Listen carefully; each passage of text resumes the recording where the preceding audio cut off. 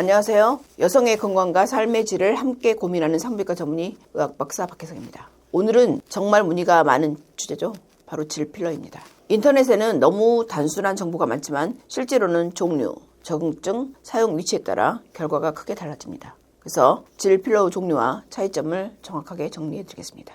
질 방기, 성감 감소, 질 이완증, 이 세 가지는 진료실에서 가장 자주 듣는 고민입니다. 하지만 중요한 것은 이 세 가지 증상이 모두 같은 원인에서 오는 것은 아니라는 것입니다. 그래서 치료도 사람마다 달라져야 합니다. 질방기는 단순히 질이 늘어나서 생기는 것은 아닙니다. 출산 후의 변화, 호르몬 감소, 운동 시 복압, 성관계 중 공기 유입, 그다음 체중 변화, 여러 가지 요인이 겹쳐서 생기는 경우가 대부분입니다. 즉, 질방기가 있다고 해서 무조건 질 이완증은 아니라는 점 꼭 기억하세요. 질 이완이나 성감 저하를 느낀다고 해서 모두 같은 치료를 받는 것은 아닙니다. 대표적인 치료는 네 가지인데요. 첫 번째, 케겔 운동. 기본이지만 한계가 있죠. 두 번째, 레이저 고주파. 콜라겐 생성을 유도하고 자연스러운 변화에 큰 도움을 줍니다. 세 번째, 질 필러. 볼륨이나 지지력 보완, 즉각적인 체감을 느낄 수 있습니다. 네 번째, 수술. 구조적 손상이 큰 경우 선택합니다. 만족도가 가장 높습니다. 이 네 가지는 서로 대체가 아니라 상태에 따라 단독 혹은 병행할 수 있습니다.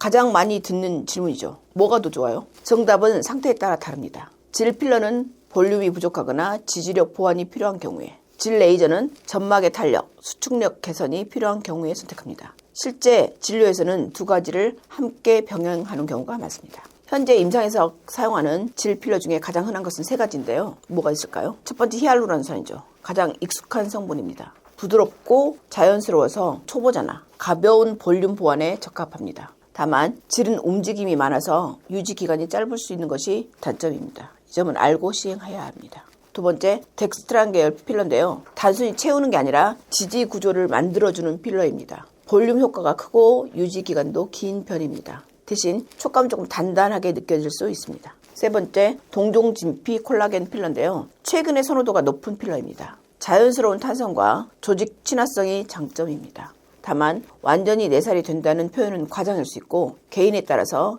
유지 기간은 달라질 수 있습니다. 시술은 보통 4단계를 거치는데요. 상담이나 진찰을 하고, 두 번째, 국소 마취나 수면 마취를 한 다음에, 세 번째, 계획된 위치에 필러를 주입합니다. 그리고 네 번째, 시간을 두고 경과를 관찰합니다. 많은 분들이 시술 후의 통증에 대해서도 물어보는데 생각보다 괜찮다고 말씀하시고 대부분 시술 후에 바로 일상생활이 가능합니다. 시술 후 주의사항을 보면 소량의 출혈, 멍, 붓기는 흔한 일시적인 반응입니다. 하지만 오래 지속되면 반드시 병원에 전화해야겠죠. 그리고 일정 기간 성관계, 사우나, 격한 운동은 피하는 게 좋은데 일주일 정도 이물감이 있을 수 있습니다. 그리고 정기적인 추적 관찰이 결과 유지에 중요합니다. 질 필러는 분명 도움이 되지만 만능 치료는 절대 아닙니다. 볼륨의 증가, 질방기 감소, 삽입 시 저항감 증가 등은 기대할 수 있습니다. 하지만 근육의 기능 저하, 호르몬 문제, 심한 건조증, 구조적 손상은 필러만으로 해결되지 않을 수 있습니다. 결론은 단 하나입니다. 질 필러는 얼마나 넣느냐가 아니라 누구에게, 무엇을, 얼마나, 어떻게 쓰느냐의 문제입니다.